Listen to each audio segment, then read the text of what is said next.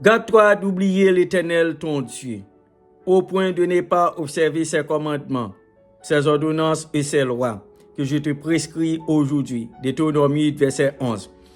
Frères et sœurs, nous avons tous la situation des Israélites qui ont passé beaucoup d'années en Égypte. La Bible nous dit qu'ils ont réalisé presque 430 ans des dures corvées leur infligées par les Égyptiens. Du matin au soir au service. Le peuple de Dieu a beaucoup souffert. L'Éternel Dieu a écouté leur voix, leurs pleurs et prières jusqu'à ce qu'il choisisse Moïse, qui les a conduits jusqu'à Canaan, la terre promise. Du matin au soir au service, le peuple de Dieu a beaucoup souffert. L'Éternel Dieu a écouté leur voix, leurs pleurs et prières jusqu'à ce qu'il a choisi Moïse, qui les a conduits jusqu'à Canaan, la terre promise. La Bible nous dit qu'après plusieurs démarches entreprises par Moïse, mes frères et sœurs, Pharaon avait un cœur dur et refusait de libérer le peuple de Dieu.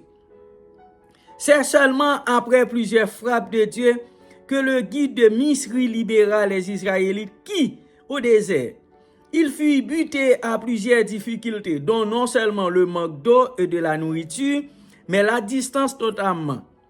Ces dures galères poussèrent les Israélites à renier leur éternel Dieu. Malgré cela, notre Dieu d'amour continuait à avoir de la compassion pour son peuple, en le prodiguant des conseils à travers le guide. Moïse, parmi les preuves de ses conseils, nous pouvons noter les 10 commandements que Dieu a donnés à Moïse.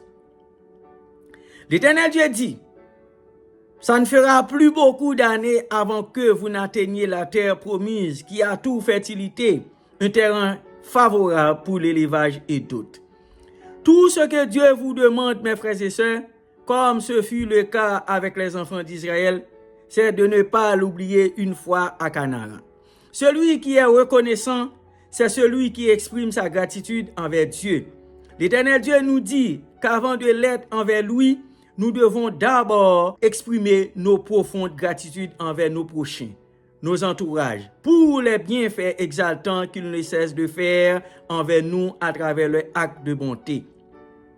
De nos jours, mes frères et sœurs, nombreux sont devenus ingrats. Des maris qui ne sont plus fidèles à leurs épouses, c'est une ingratitude.